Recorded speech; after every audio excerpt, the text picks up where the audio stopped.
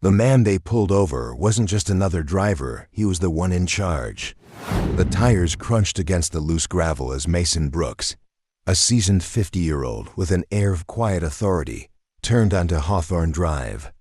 It had been a long day, meetings, decisions, and the weight of responsibility that came with his role. As he made his way home through the peaceful suburban streets of Atlanta, Georgia, his unassuming charcoal gray sedan blended effortlessly into the night. But in just moments, a routine traffic stop would turn into something no officer on duty saw coming. Mason's thoughts drifted to the slow-cooked brisket his wife had promised would be waiting at home. A small smile touched his lips until the sudden flash of blue and red lights in his rearview mirror shattered the moment. The flashing beams sliced through the darkness like a siren call, sending a familiar yet unwelcome surge of adrenaline through his system. His fingers instinctively tightened around the steering wheel. A quick glance at the speedometer, 32 and a 40. No traffic violations, no broken taillights, no reason, yet here he was. "All right, stay cool," he murmured to himself, flipping on his turn signal and easing the car onto the shoulder. He knew the routine. Keep your hands visible, move deliberately, stay polite. Not because he had done anything wrong, but because in these moments, perception could mean everything. A stocky officer approached his window, flashlight in hand, its harsh beam cutting into the dim interior of Mason's car. Another officer hovered near the trunk, hand resting on his holstered gun, posture stiff. Mason exhaled slowly, already sensing that these two officers had no idea who they had just pulled over. "You in a hurry tonight?"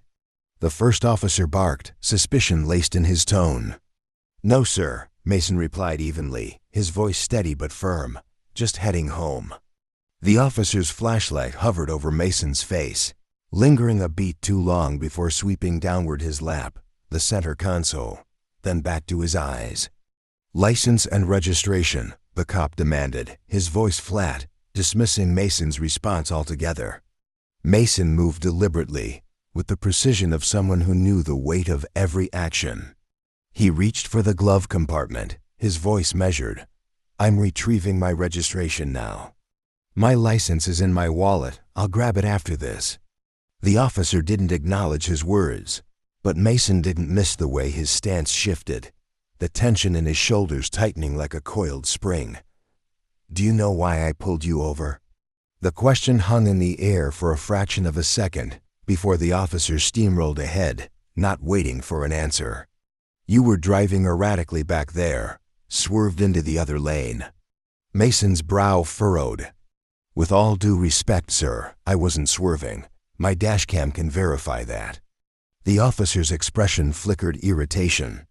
Before he cut Mason off, his tone sharpening. "Dashcam, huh?" The officer's lips curled into a smirk. "That'll be confiscated for evidence. Step out of the vehicle." Mason blinked, surprised by the sudden escalation. "Is there a problem, officer? I'm complying fully." The officer's jaw tightened. "I said step out of the vehicle, now." A slow churn of unease settled in Mason's stomach, but he kept his composure. He unbuckled his seatbelt and moved deliberately, opening the door with his hands raised in clear view. That's when the second officer lunged in, seizing his arm in a grip far too aggressive for a routine stop. Before Mason could react, he was yanked toward the patrol car. "Is this necessary?"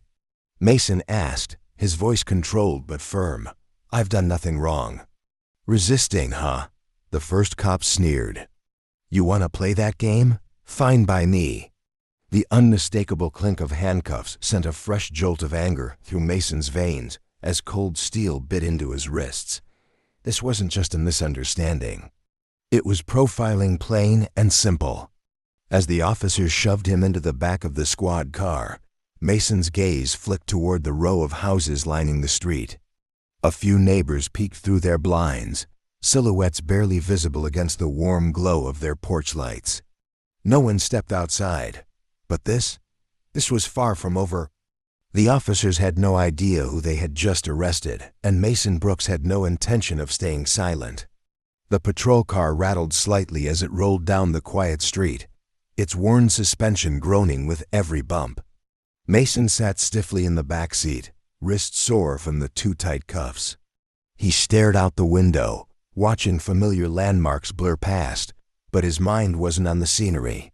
Instead, he was processing the sheer absurdity of what had just happened. Up front, the two officers carried on like this was just another routine stop, their casual banter grating against Mason's nerves. The younger one officer, Klein, glanced into the rearview mirror, smirking as his eyes met Mason's. "So what's your story? Late night drug run, or you just like giving us a hard time?" Mason didn't flinch. "I'm just a man trying to get home." "Yeah, sure," the older officer, a stocky man named Officer Briggs, scoffed. "We hear that all the time. Reckless drivers always have an excuse." Mason bit down the sharp retort rising in his throat. Pushing back now wouldn't do him any favors.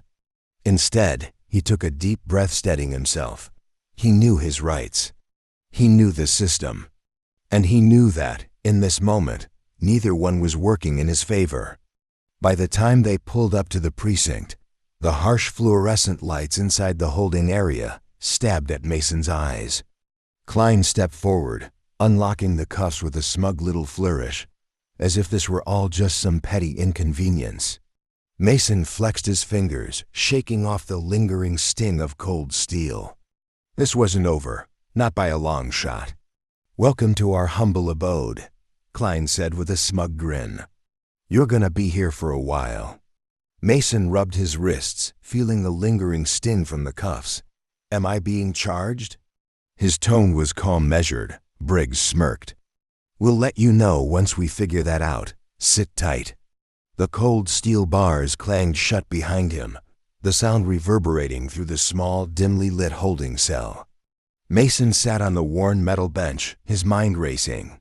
He had spent decades fighting for accountability and fairness, and now, here he was, caught in the very abuse of power he had worked to dismantle. Outside, Klein and Briggs leaned lazily against a desk, flipping through his paperwork. "Nothing out of the ordinary," Klein muttered, almost sounding disappointed. Briggs chuckled, shaking his head. "Doesn't matter. We'll find something. Guys like him always have skeletons in the closet." Mason overheard every word. He didn't react, didn't blink. He simply sat there, hands clasped, posture unwavering. He wasn't angry. He was calculating. He knew his patience would pay off. The hours dragged. Officers passed by, stealing curious glances at the man in the cell, but none seemed to recognize him. That didn't surprise him. He had only been in this city for 3 weeks.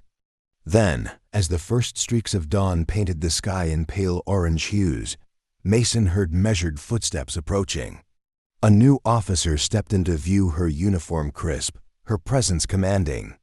Her badge read, Lieutenant Morgan. Unlike the others, she carried herself with an air of authority and professionalism, her sharp gaze flicking between Mason and the file in her hand, her brow furrowed slightly. She knew something wasn't right. "What's going on here?" Lieutenant Morgan's voice was cool and sharp, cutting through the stagnant air of the precinct. Klein stepped forward, his posture stiff but defensive. "Picked him up last night for reckless driving and resisting arrest." Morgan's eyebrow arched slightly. "Reckless driving?" Her tone was flat, unimpressed. "Where's the evidence?" Briggs, still leaning lazily against the desk, answered without missing a beat. "We haven't processed it yet." His voice was casual, like this was just another routine delay. Morgan turned her attention to Mason, her gaze unreadable but sharper now. "Sir, do you have any idea why you were stopped?" Mason stood, locking eyes with her, his expression calm but unwavering. "I was told it was for reckless driving, which I categorically deny. I also have a dash cam that can verify my version of events." A muscle in Morgan's jaw tightened as she turned back to the two officers. "You didn't review his dash cam?" Briggs shrugged, indifferent. "Didn't get to it yet." Morgan exhaled sharply, the irritation in her stance undeniable. "Get it now." Her voice was clipped, controlled but firm. Then, without looking away from them, she added, "Incline my office, now." The two officers exchanged glances, then reluctantly slunk away. Mason didn't move, but inside, he knew. The tide was beginning to turn, but this was just the start. The cold metal bench pressed into his back as he sat in the holding cell, watching the precinct hum with early morning activity. Officers moved about, the air filled with the sound of shuffled papers, murmured conversations, and the distant hum of ringing phones. Despite the stillness around him, Mason's mind was anything but calm. He replayed the night's events, turning over every moment like a detective analyzing a crime scene. The sharp words, the unnecessary escalation, the quiet power play disguised as protocol. It was a stark reminder of the very system he had dedicated his life to fixing. Taking on the role of police chief had been his chance to reshape the culture from within, to demand accountability. And now, he was experiencing firsthand the very injustice he had sworn to dismantle. The sharp click of approaching footsteps pulled Mason from his thoughts. Lieutenant Morgan returned, a tablet in hand, her expression unreadable. She gestured for him to step closer to the bars. "We reviewed your dash cam footage," she said, her tone clipped but professional. "I've also spoken with the arresting officers. Let me be clear, this should never have happened. The footage contradicts their report entirely." Mason raised an eyebrow, unsurprised but waiting for her to continue. "I'll be releasing you immediately," she added, "but I'd like to discuss next steps privately." Minutes later, Mason was out of the cell, now seated across from Morgan in her office. The room was bare bones: a desk, 2 chairs, a small file cabinet. No distractions, just business. Morgan sat, folding her hands neatly in front of her. "I'll be filing a report against Klein and Briggs," she stated, voice even. But then, she hesitated. "There's something I need to ask." She studied him, clearly weighing her words. "Who are you, really? You're far too composed for someone who just spent the night in a holding cell for no reason." Mason leaned back slightly, a small measured smile playing at his lips. "I appreciate your diligence, Lieutenant, but let's just say..." He let the moment hang for half a second before finishing. "I've been in situations like this before. I've learned to stay calm." Morgan held his gaze, searching for something beneath his carefully controlled demeanor. Finally, she nodded. "Fair enough. But something tells me this isn't the last we'll hear of this." As Mason stepped out of the precinct, the early morning sun warmed his face, but the weight of the night clung to his shoulders like a heavy coat. He didn't head straight home. Instead, he drove to his office, pulling into his reserved parking space in front of the very police headquarters he now oversaw. Inside, his assistant Anita looked up from her desk, eyes widening slightly in surprise. "Chief Brooks, you're here early." Mason gave a small nod, his expression unreadable. "It's been a long night. Anita, can you prepare a briefing room for me? I need to address the department this afternoon." Anita nodded quickly, sensing the weight behind his words. Mason stepped into his office, closing the door behind him. Only then did he allow himself to exhale deeply. He knew what was coming. This wasn't just about him, it was about what his experience represented. The public trusted him to lead, to protect, to hold others accountable. That responsibility weighed heavily, but Mason welcomed it.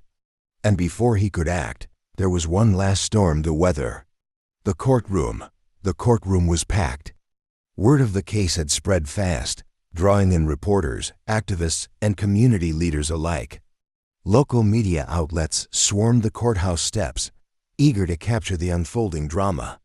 Cameras weren't allowed inside, but that didn't stop journalists from crowding the entrance microphones ready, waiting for the moment the hearing adjourned.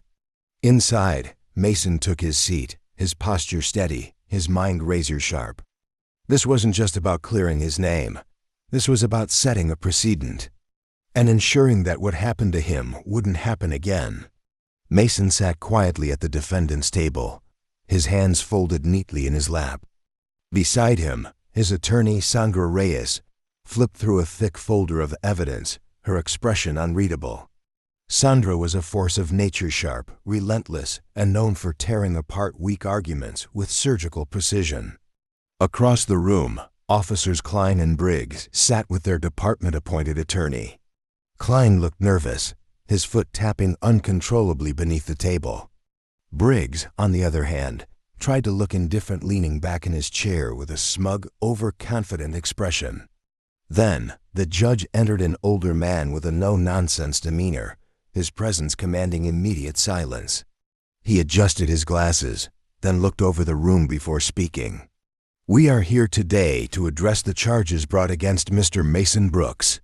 Prosecution, you may proceed." The prosecutor, a young attorney with a hint of uncertainty in his voice, stood and began outlining the case. As it was initially reported on the night in question, the defendant was observed driving recklessly, swerving into another lane. Upon being stopped by Officers Klein and Briggs, he became uncooperative and resisted arrest. Sandra barely suppressed a smile. She leaned toward Mason and whispered, "They're walking right into it." When it was her turn, Sandra stood, her voice steady, commanding the room. "Your Honor, the charges against my client are not only baseless, but are also a direct result of profiling and an abuse of power." She let the words settle before continuing. "To prove this, I'd like to present video evidence that directly contradicts the officer's statements." A ripple of quiet murmurs spread through the courtroom. Sandra turned toward the judge, her confidence unwavering. "With the court's permission, I'd like to play my client's dashcam footage." And just like that, the tide began to turn. The judge nodded once, his expression unreadable. "Proceed." Sandra gave a small nod to the bailiff, who dimmed the lights before pressing play on the dashcam footage. The room fell silent. On screen, Mason's car moved steadily within its lane, the speedometer reading a constant 32 miles per hour, well within the limit. Then, the patrol car's lights flashed on in the rearview mirror. No swerving, no traffic violation, no cause. Murmurs stirred in the courtroom. Then came the body cam footage. The screen flickered, and the room watched unblinking as the officers approached Mason's car. Their tone was sharp, aggressive, not the professionalism expected of law enforcement. Then came the moment that sealed it. Officer Klein muttered under his breath, "Another one of them causing trouble." Briggs chuckled, replying, "Figures." Gasps rippled through the audience. The judge's brow furrowed deeply, his gaze shifting toward the officers, who now sat rigid in their seats. Sandra paused the video and turned to face the courtroom, her voice measured but cutting. "This is the level of professionalism displayed by Officers Klein and Briggs." She let the words hang for a moment, then tapped the screen. "Now, let's fast forward to the arrest itself." The footage resumed. The courtroom watched in silence as Mason remained calm, narrating every movement, his hands clearly visible as he retrieved his registration and license. The contrast was glaring, his composed demeanor against the officer's escalating hostility. By the time the video ended, the tension in the room was palpable. Sandra turned to the jury, her eyes steady, her voice deliberate. "This is not just an abuse of power." She glanced toward Klein and Briggs, who now looked far less confident than before. "This is a direct violation of my client's rights, rooted in bias and prejudice." A heavy silence settled over the courtroom. The tide had turned. The prosecutor stood rigid, his face slightly flushed. He tried to recover, clearing his throat. The officers believed they had probable cause. Sandra didn't hesitate. She cut in sharply, her voice slicing through the air like a blade. "Probable cause based on what?" she demanded. "Driving safely? Following instructions? Or perhaps it was the color of his skin?" A wave of tension rippled through the courtroom. The judge banged his gavel lightly, calling for order. "Let's keep this focused." Sandra's voice softened, but the weight of her words didn't diminish. "Your Honor, before we proceed further, my client has something to share with the court." Mason stood, adjusting his tie with deliberate ease. He scanned the room, letting his gaze settle on the two officers before turning his attention to the judge. Then he spoke. "My name is Mason Brooks," he began, his voice calm but firm. "I am the chief of police for the city." A ripple of murmurs shot through the courtroom. "I was appointed 3 weeks ago to lead this department and address the very issues you've seen here today." He let the weight of that statement settle before continuing.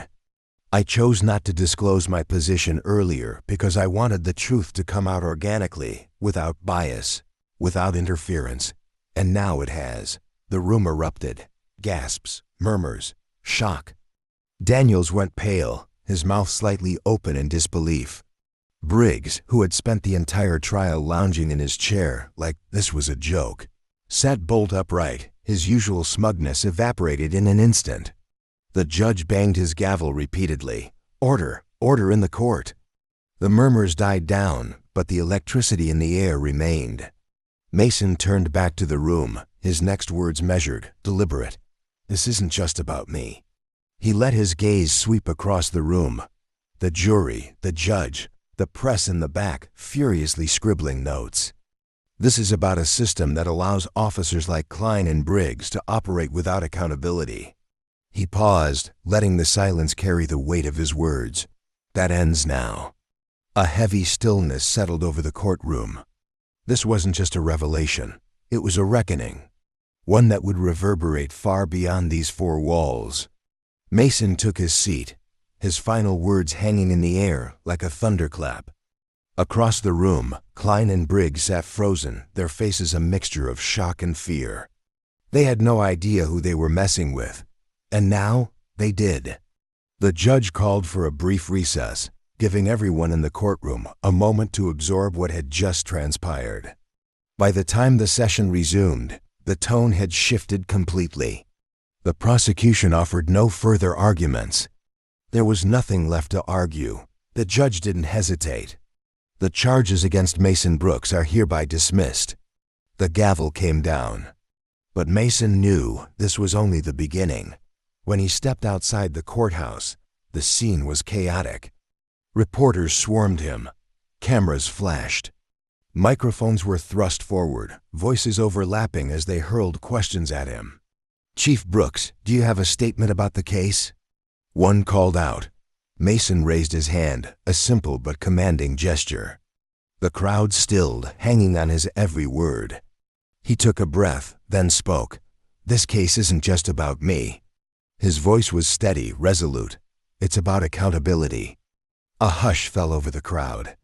"It's about ensuring that every person, regardless of who they are, is treated with the respect and dignity they deserve."